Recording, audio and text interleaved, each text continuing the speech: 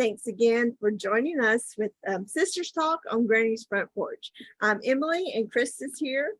There's two of the sisters are here right now, but hopefully Jennifer will be joining us to share with our topic today, which is about our dad. Most people call him Floyd Dee.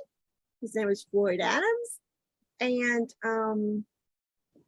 this time of year, right now it's July 3rd, and you'll probably hear fireworks in the background because people are celebrating the 4th.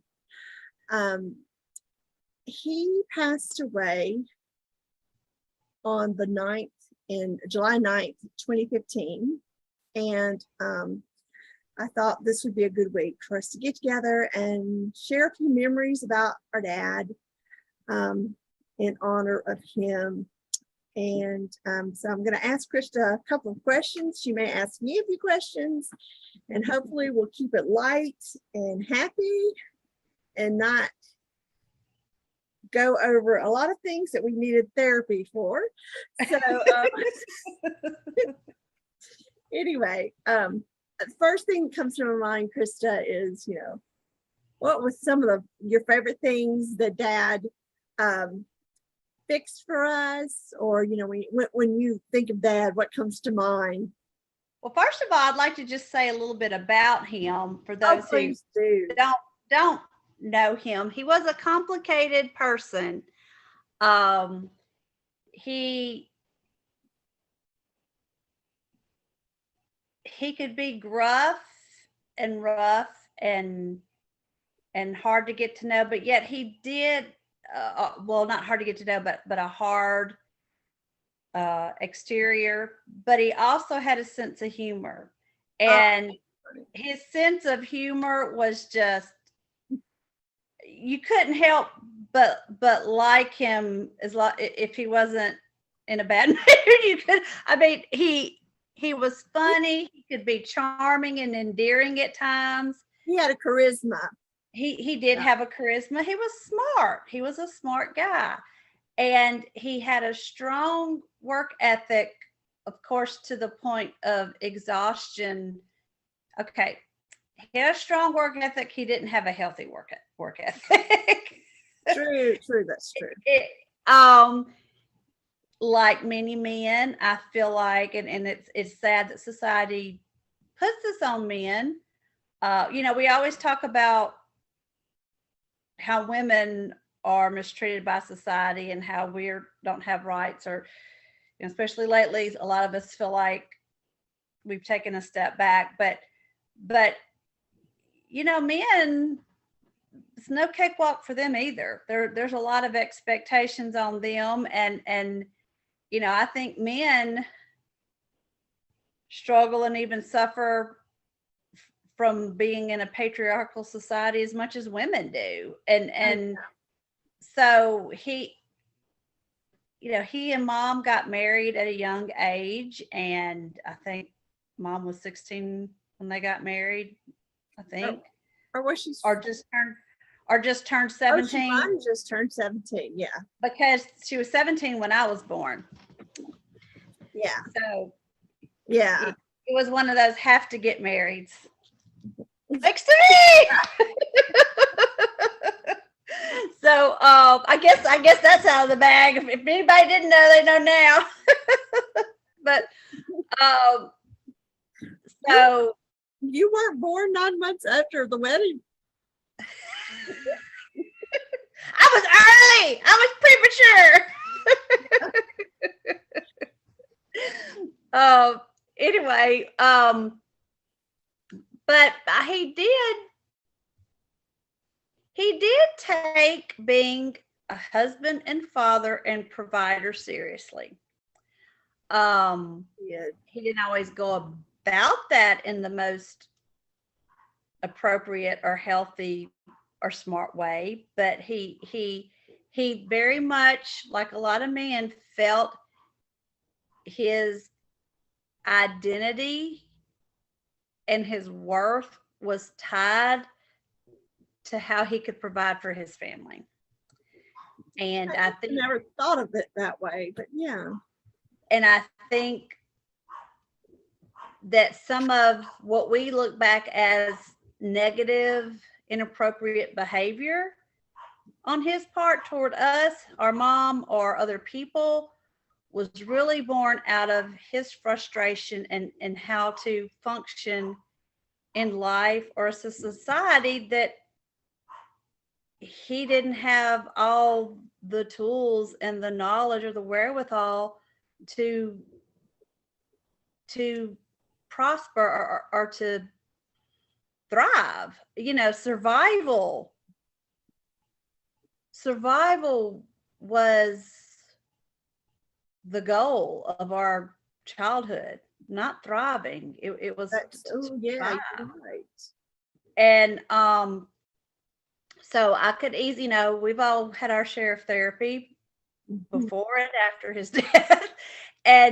But I mean, we all loved him dearly, and I think we understood him. It didn't excuse all these things, and we've learned a lot even after his death. We've learned more about things that we can look back and see, oh, that's why he was that way. It doesn't excuse it, but it explains it. And so you can come to a point of unconditional love, of forgiveness, without being okay with what happened. But I think he did want to be a good husband and a good father. He did want to be a good human being, but he had his demons. Like we've all got our baggage, we've all got our hang-ups and our things, and but some people just have a harder time dealing with it than others. And bless him, he was a father before he was really even an adult. Yes, he was 18 when I was born, right out of high school, working. I think they lived some with, I don't know if he lived, I think they did live with his parents a little bit in the beginning, maybe. And then lived with mother's mom. With mama's parents for a little while. And mama's parent. yeah, right. Because Papa Bill was dead a long time ago. But anyway, so, and he had his own baggage from his own childhood that we probably won't talk a whole lot about tonight. All those things can come up later in other conversations as we talk about how to heal family trauma. And yes, actually we can heal that now and it have the ripple effect through time. But so he was an interesting person, and there was two sides to Daddy. There was this funny, well, I sort of say fun loving. My only memories of Daddy really was working or sleeping. Working, sleeping, eating, or drinking. And not just drinking water, drinking, Yeah. He was a drinker, which we might touch on that a little bit, but that's a whole other yes, conversation on the porch one day. But he did there were things in his life that he found joy in. One thing we discussed that we might talk about was his music. He was in a band when Mom and Dad met. They were teenagers and he was playing in a band, and he was very talented. He was a guitar player. Something Kaleidoscope. Yes. Kaleidoscope. Yeah. I was going to say, I don't know what that name, the significance of that name was. But Jennifer mentioned in one of our talks, one of the previous talks, how we all grew up, but we all experienced our home life differently, And for me, I had a closer relationship to Dad, so I have some more fun loving. I thought we grew up. We always thought you were his favorite. I thought until Brady came along. Yeah. Yeah. So yeah, I think he did. Yeah, yeah. We had more of a fun loving relationship. Yeah, because I got away with everything before Brady came along. You know, me and Jennifer took a lot of spankings for you too. Yeah, yeah. So I thought we grew up in the most perfect family until until that my mid-teens, when reality set in and I realized we weren't in a perfect family. Yeah. But yeah, I was naive. I was just naive. Well, it was, but And let's that was your way of coping though. yeah, It was a survival skill. It, it was.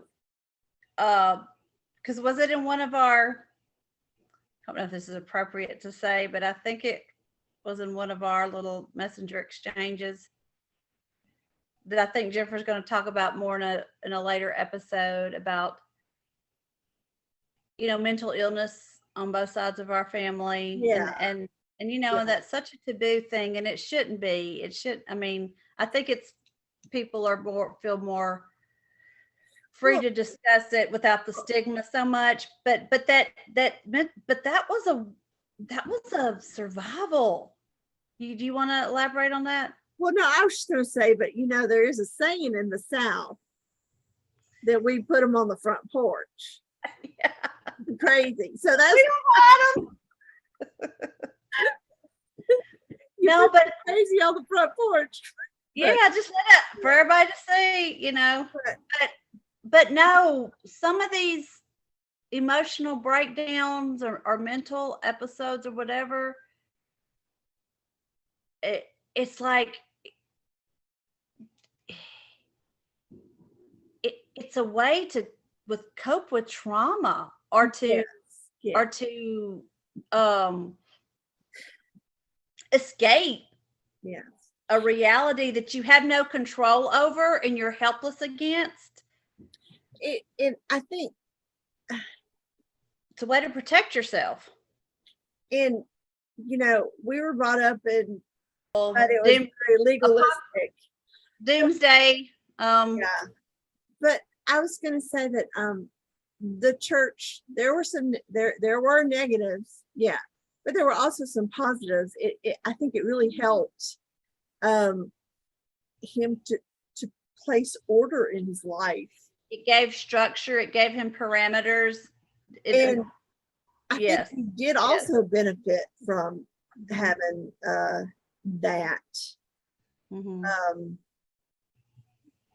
And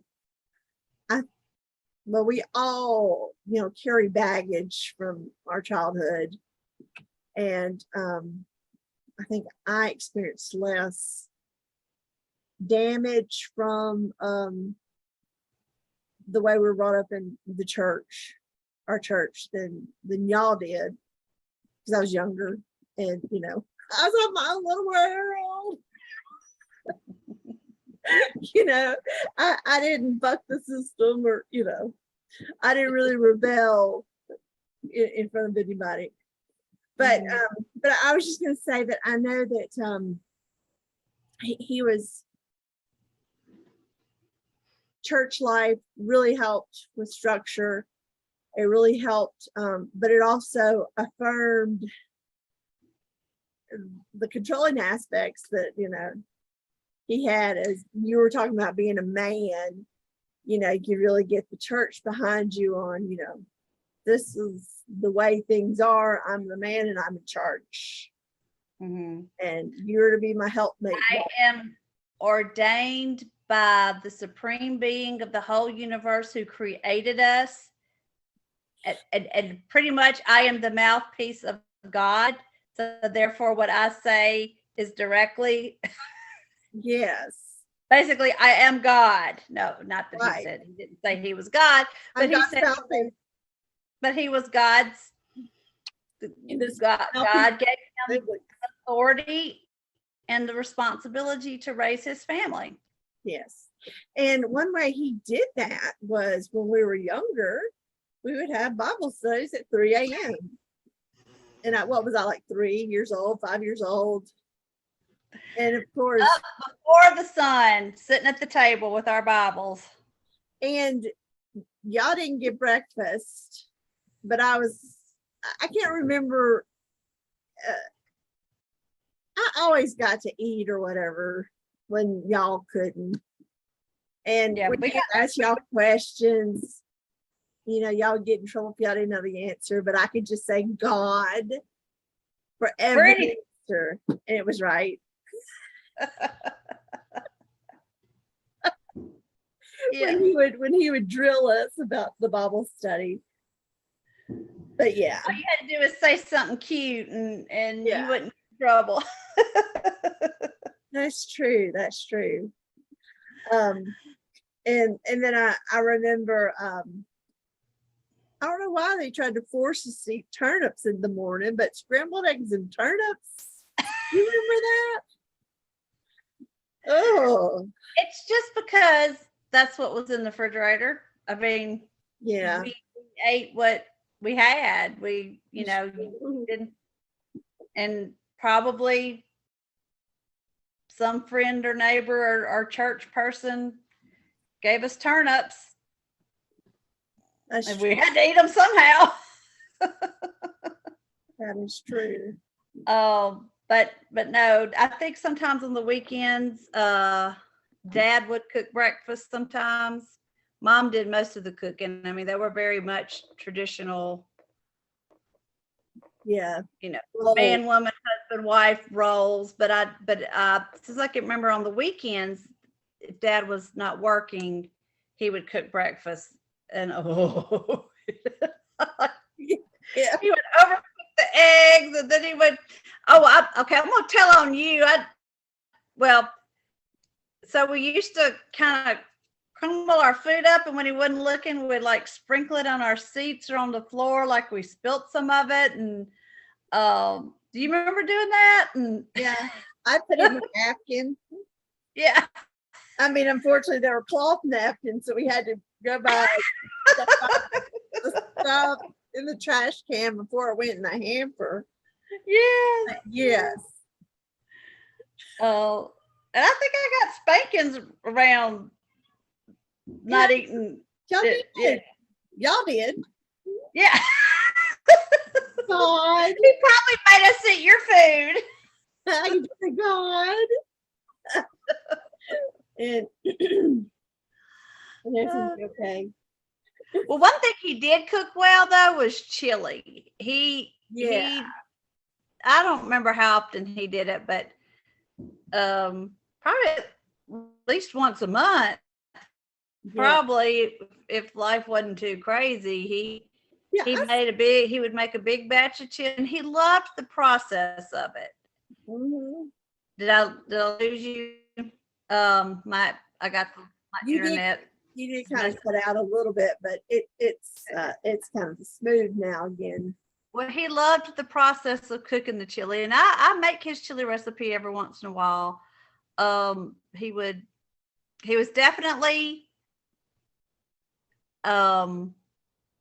it was definitely tomatoey chili, and didn't he put beans in it too? I think he did beans and he did tomatoes, but he would sometimes have us help him chop onions, bell peppers.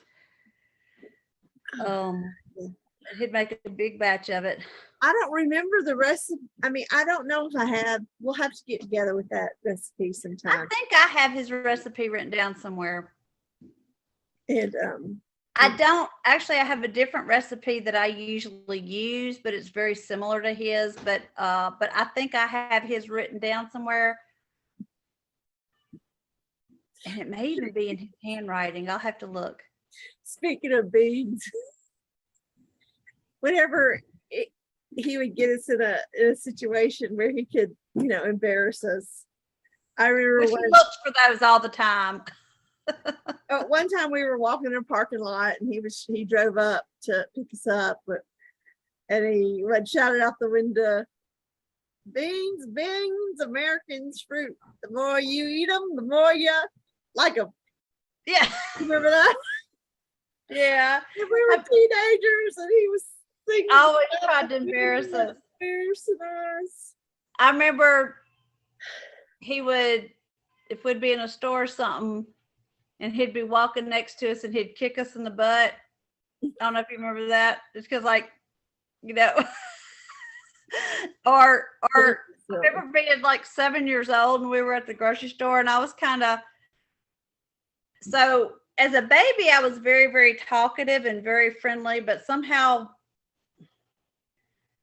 7, 8 years old, 6, 7, 8, I got really shy and I was probably shy till I was in my teen years. I started coming back out again, but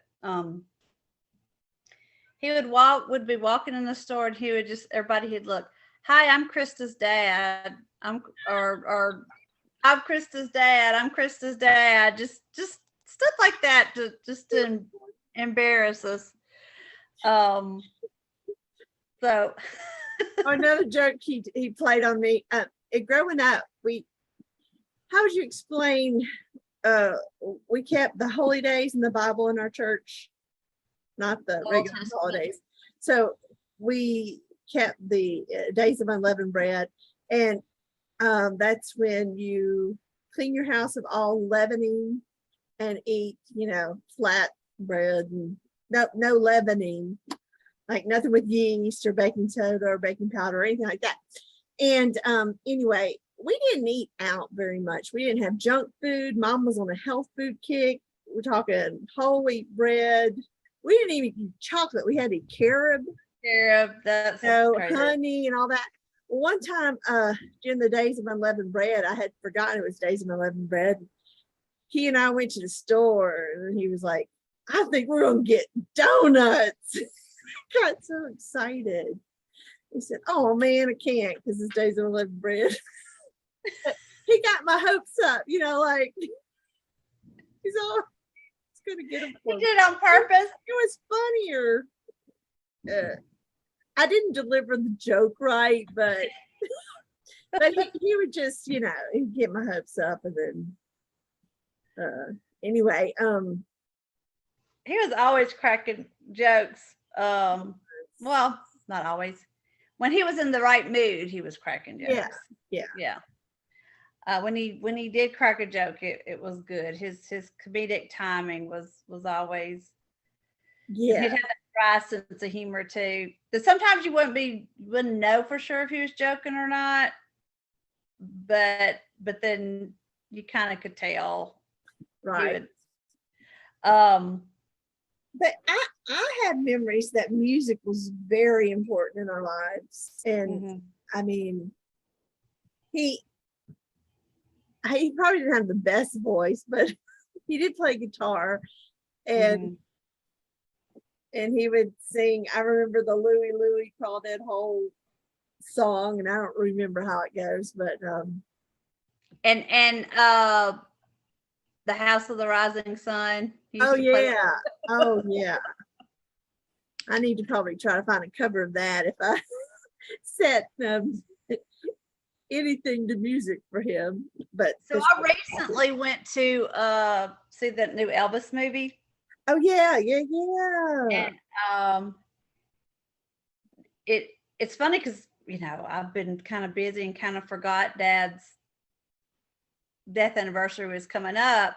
Yeah. But last Sunday night I went to go see the movie, and Dad was really strong on my mind Monday and Tuesday because he liked Elvis, and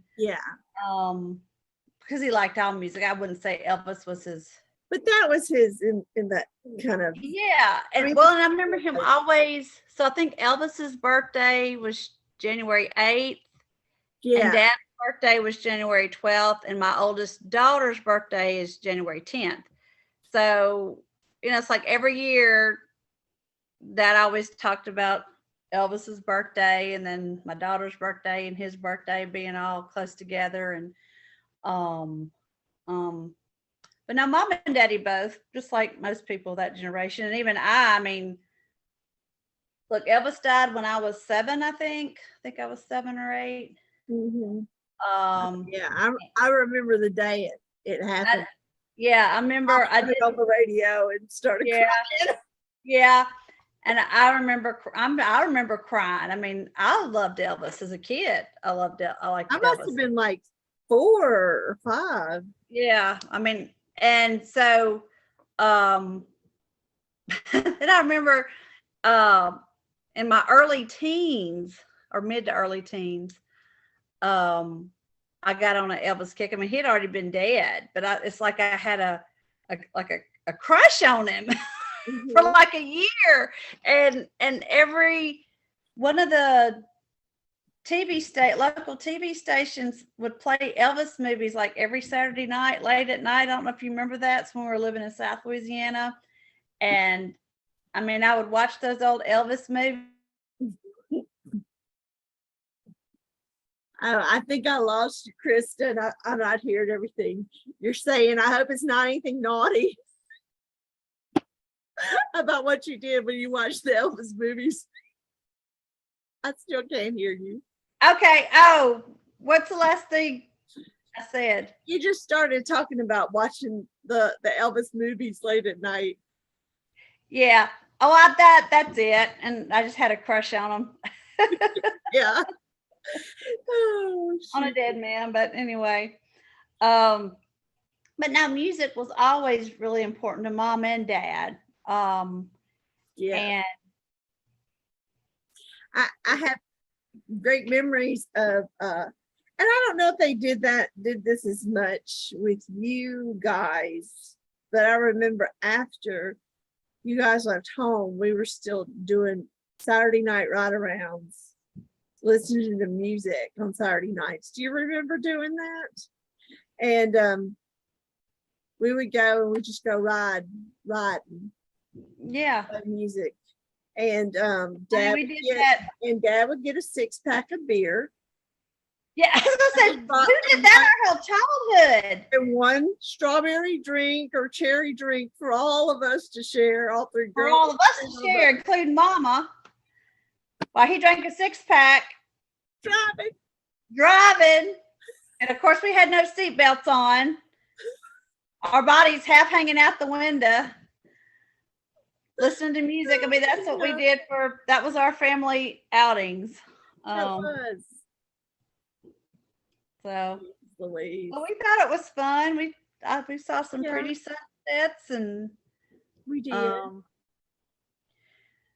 Which that reminds me of another thing.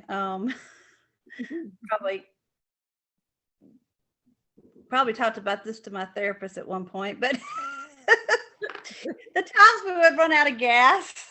Oh my goodness. We would go everywhere on a hope and a prayer, wouldn't we? Just yeah. Cars breaking down all the time. You know, when you're poor. Probably a lot of people around our age probably grew up in similar. Yeah. I mean, you took risks like that. You drove with your brakes about to go out. You drove without a muffler. We had traveled 2 hours, though the church we were brought up in we lived in a small community and they didn't have a local church, so we'd always have to go to the next big metropolitan area over, and it was usually a 2-hour 4-hour round trip in a day, and we would go on Saturdays and you never miss church, so we would travel every Saturday to church in whatever vehicle, in which were mostly, gas guzzlers and those that had fumes that were nauseating. Yeah. But yeah, I didn't mean to cut you off with what you were going to say about the breaking down. Right. So, when Ron and I first got married, it was, I had this thing that if the car got anywhere near a quarter of a tank, I had to go get gas. Like I would never let it get below a quarter of a tank because I was so afraid I was going to run out of gas. And he'd be like, you can go back and forth to work 3 more days on that. No, if I got anywhere near a quarter of a tank, if the check air in your tire light came on, and at first, like every 3,000 or 4,000 miles, I was getting my oil changed because I was like so paranoid Well, I drive on fumes all the time now. I drive an old car. I live on the edge now, but but early adulthood, I was so. Well, we didn't have cell phones and stuff. We didn't have cell phones then. No. So even when I was a young adult, I wasn't in the habit of having the cell phone till much later. But yeah, I just remember one time we were going to a special Holy Day celebration, and you had a white dress on, and we had to climb into the back of somebody's truck. And of course, we still went to didn't we still go to the service, or was I on the way home? We did. I'm sure there's so many stories like that of us breaking down. I mean, but I do remember one particular time. I don't know that this was on the way to church or not. I don't remember. So we lived in South Louisiana, and I may be getting different times mixed up, but it was at night, and we ran out of gas somewhere. And Dad had to leave us all in the car and go walk to get gas. I remember. I think it was near Bill Platt or somewhere like that. Yeah, that feels familiar. And I mean, we were fine. But it's just, it's scary. Dad did, okay. We were pretty much poor, but we went places. We did that. Yeah, we did. I remember traveling to Chicago once with him. This was after I was an adult. And we were in his van, and he loved to push it to where the car, the van was on fumes. And I remember we're in the middle of, Illinois somewhere. And his light had been on for about 10 miles already. It seemed like, and we get to the exit, and the van has just enough, it loses, it just stops, turns off. We have just enough momentum to go down the exit ramp, and I think we got it to the gas station, or somebody had to push us, but he would or he had a hand. I know. And I just, that gave me stress. That was very stressful. And going on trips. I remember the time we were going to Memphis to visit Anna Marie, and I think we had a friend with us, and we were in an old black van, and it threw a rod halfway there, and we were on the side of the road. I think they had to come get us, and I don't remember. It took days to get it fixed. But that was our normal lot. Like, that kind of stuff was frequent and normal, but it did stress me. It even as a child, it stressed me. But and that might be one reason why I don't take very big risks and I stay home a lot, because because I unless I know for sure I've got all my ducks in a row, I don't take a risk. Yeah, but that's okay. You will if you need to, though. Oh yeah. I mean, if it's I know what you mean. Yeah. So another fun thing about Dad, we did mention that he liked to drink, especially beer. I remember I had memories of him asking you to go get him a beer. And into a store or to the refrigerator? No, from the house. Like he would be. I do in think the recliner in the living room. Me and Jennifer had to take his shoes off and his stinky socks. Like when he came in, we had to wait on him getting food. He would sit down. We had to take his shoes and socks off. I think we used to have to rub his feet, and they were all. I remember that. Rub his feet, scratch his head, get him all comfortable, and he would send you off for a beer. You would bring him a beer, and then he would let you have sips of it. You would drink the beer. Oh, I do remember drinking his beer as a little kid. And we did too. And so I mean, those are actually endearing memories, even though we were like child labor. But Yeah. but We also got to sip his beer while we were steering the car. oh, we would sit in his lap with sure. no seatbelt, drinking his beer with him while he let us drive. Yeah. Yeah, 5, 6, 7 years old. Oh yeah, yeah. Oh, But my along goodness. with him enjoying Mhm. drinking alcohol, he also liked to make it. He was in a wine making. He used to make his own wine. He did. Talk about child labor. We had to help with that. Yes. I don't remember as much about the banana wine. Now, don't remember ever helping with the smashing of that, but I do remember helping with. We lived in out in the country in Eunice, Louisiana, and I remember that there were elderberry trees there, and we had an old swimming pool, and he'd make us get out there and smash those elderberries With our feet. with our We feet. would stomp. Well, he was doing that in the house in Jonesville too. Like Yeah, we did that there. Yeah, I just don't remember doing it as much there as I did I remember the banana wine in making it at Granny's house there. I remember that. I don't I remember tasting it. I remember watching him. He had all the, I don't know, it was this big process. It was in that back bedroom that none of us slept in, is where he made the wine. And that room was creepy. We'll have to talk about that one day. Yeah, that was a creepy room. A lot of things happened out of the room. Yeah. But he I know it had these gadgets. I don't know. Oh, and you remember he published a little pamphlet. He wrote a book about how to make wine. Do we still have that somewhere? I know. I wrote up an article on Granny's front porch. Oh, okay, good. But he was so proud of that, and I wished he could have done something with that. But anyway, those are my main childhood memories of Dad. He was self-employed, and he was a novelties.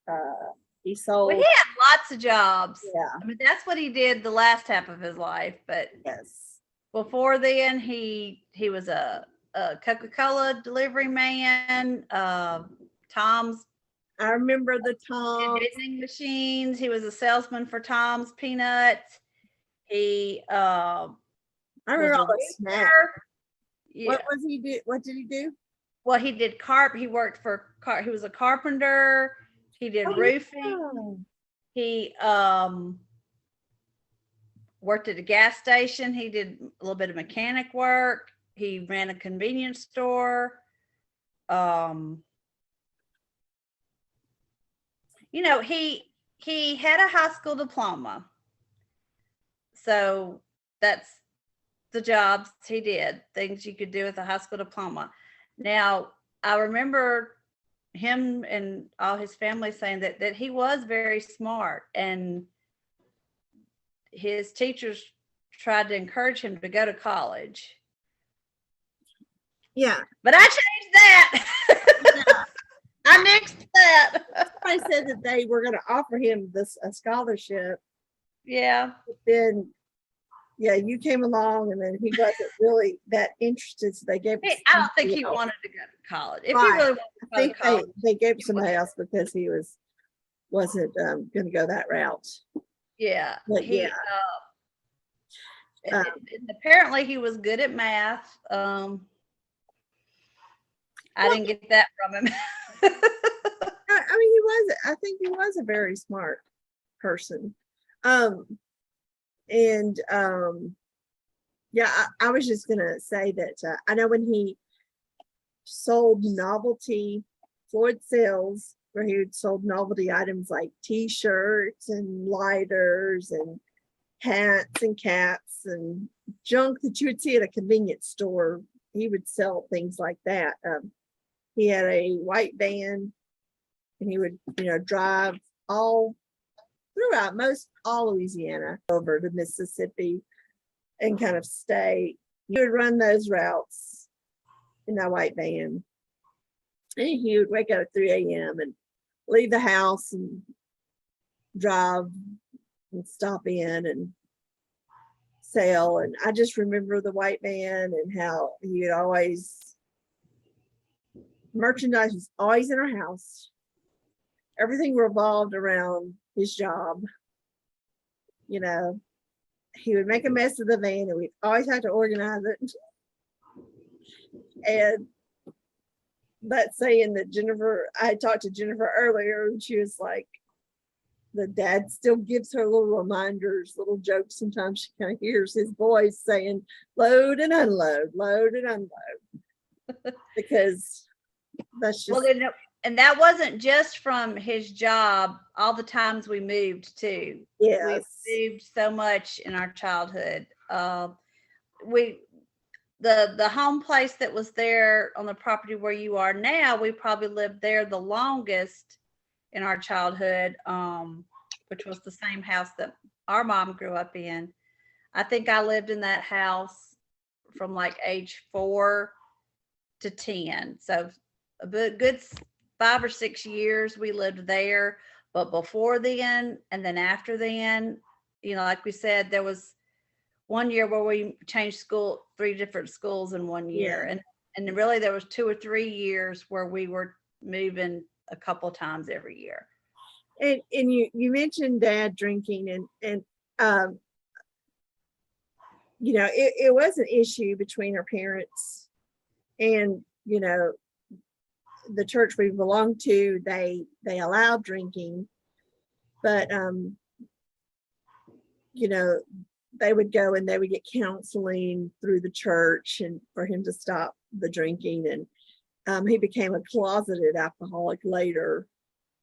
The But problem wasn't would- the drinking.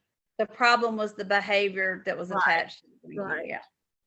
That he stopped drinking in front of us, but he would go and stay away from home a lot.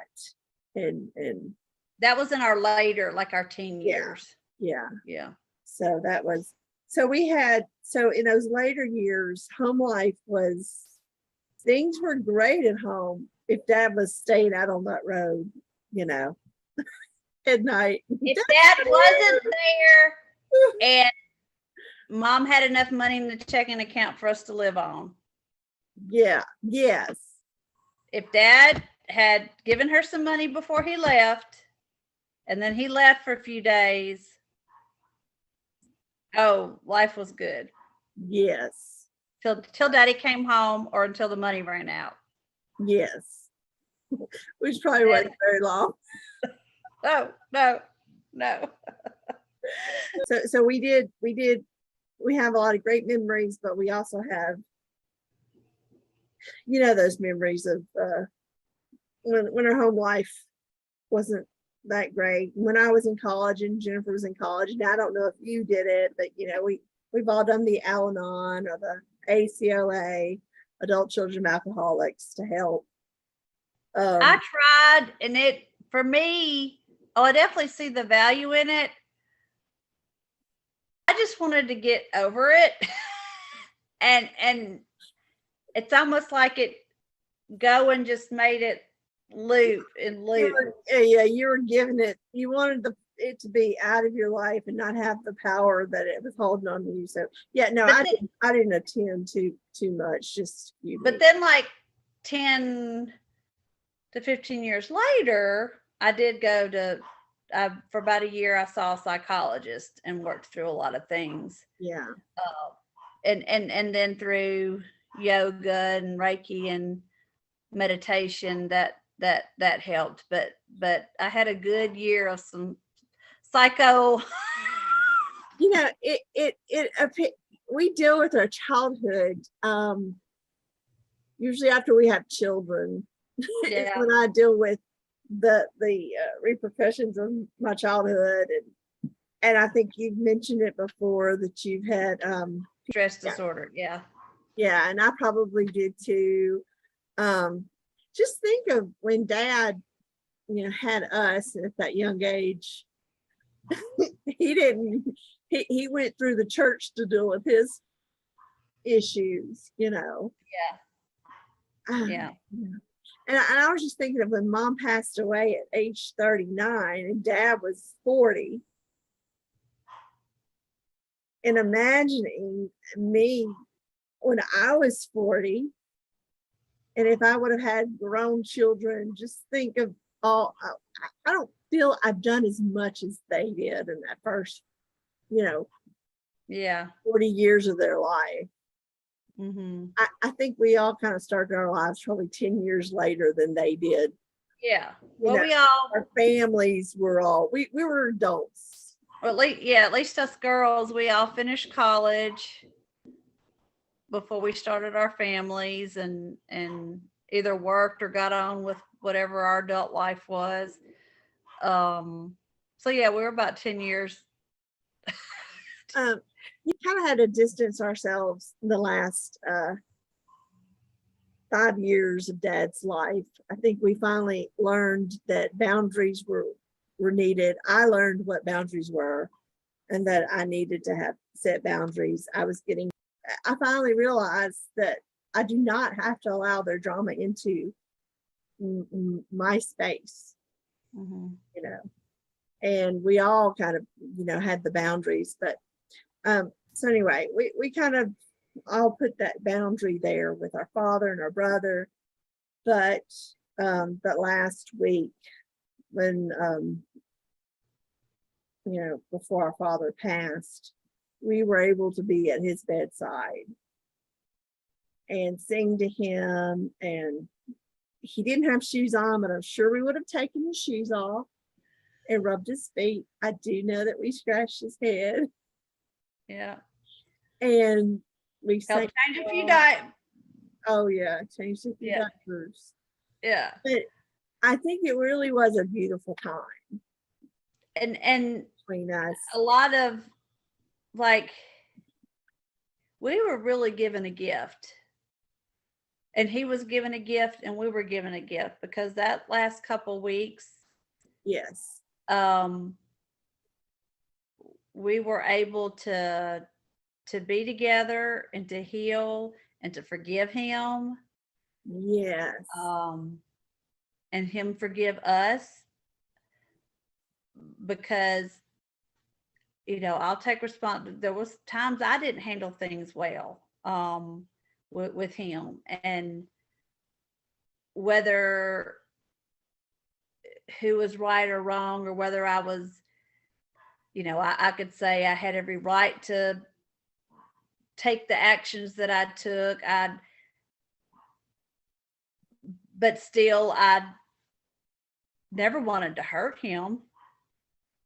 And even if my actions were things I had to, because like you, I had to set boundaries too. And I had to, hell, I had him committed one time. Well, and he held that against me for years. And I was in the doghouse for years for doing that. And then of course I've shared that on a Father's Day, he was staying at my house and I had to ask him to leave, and I dropped him off at a bus station to leave my house on Father's Day. But we didn't but those actions did not respect. He didn't.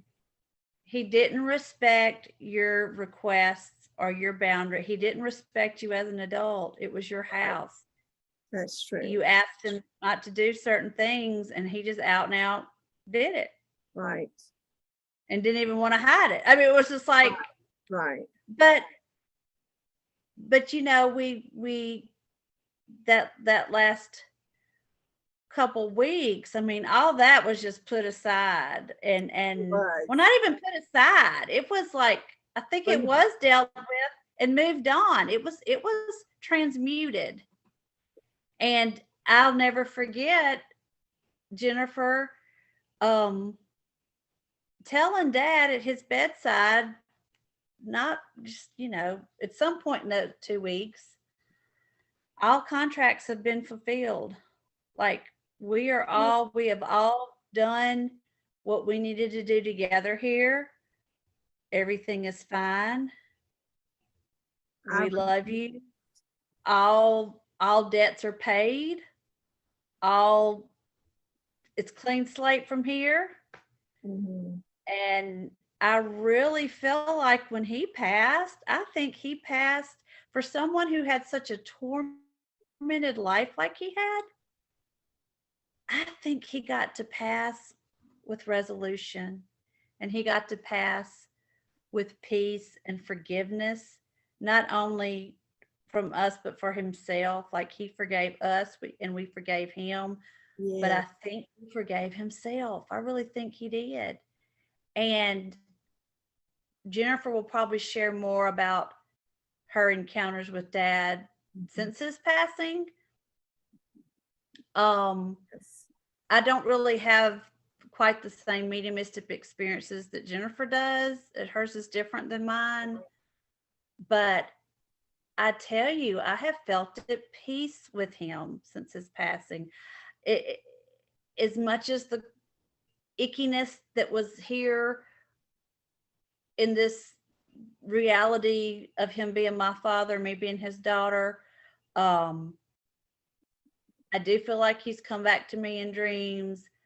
One time I was riding down the road to pick up my daughter, one of my daughters from taking a test, and at the ACT, I think, and I had other things on my mind too, and I was just calling. I may have shared this already. I don't remember. Seems like I told this story not too long ago, but I don't think I've heard it, but you can tell it again. I was, just kind of listening to. No, I don't think I was listening to radio. I was just in my car driving, thinking / talking to Mama, Granny, Peggy, my mother-in-law, all the aunts. Our Aunt Iris Ashcraft, who really wasn't our aunt, but was somebody big in our life. All these women. I was probably kind of praying for Chloe about her test, but I think I was praying about other things going on in our life too, in our whole family's life, and Mhm. and and a white van passes me, and then I immediately smell the smell of Daddy, which was a combination of gasoline, burning tire rubber, whiskey, cigarette smoke. You can imagine all those smells rolled in together.